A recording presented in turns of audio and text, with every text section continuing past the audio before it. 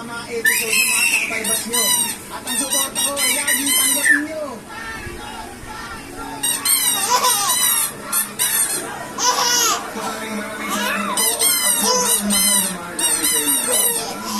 Maraming salamat po.